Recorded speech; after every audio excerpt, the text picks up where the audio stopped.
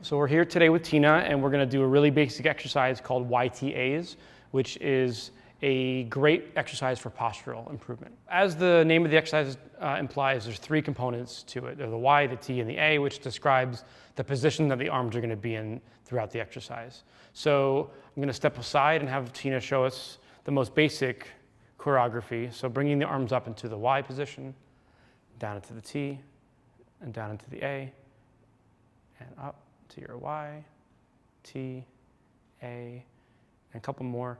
And she's showing this from the front. So what you can't see from this angle is that she's leaning forward a little bit, and we're going to have her lean forward further. And that's what really allows you to get those upper back muscles to fire, which is the goal. So I'll have Tina turn to the side and do a couple more. And lean forward a little bit more, Tina. Good.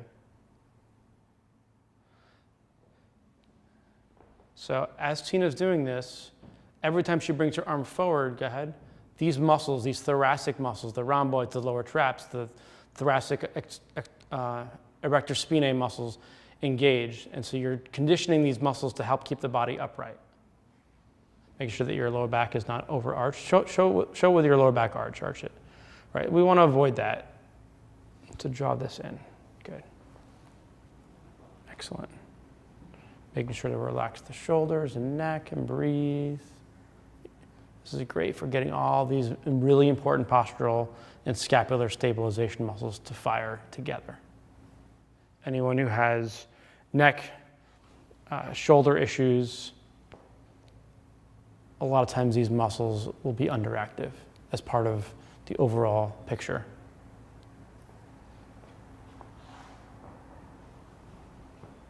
And then turn face away from the camera.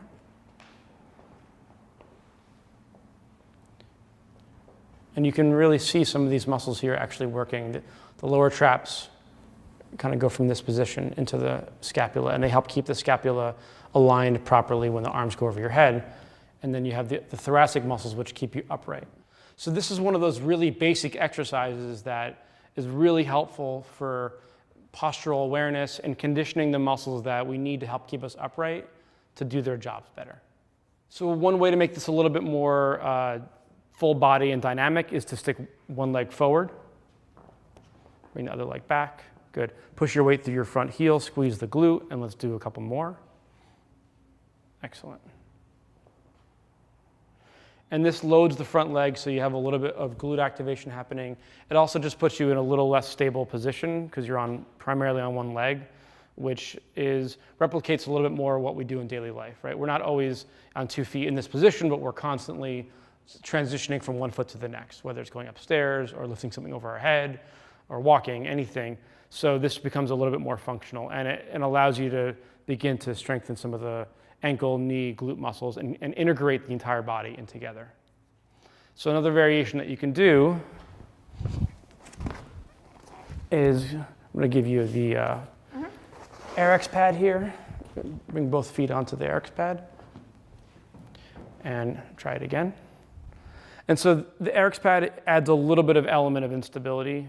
Not much, but if you're not wearing shoes especially, it allows you to sort of feel the connection from the floor up. So as with any exercise, even the most basic ones, by adding some variations to them, you can make them a little bit more full body, dynamic, and complicated and advanced.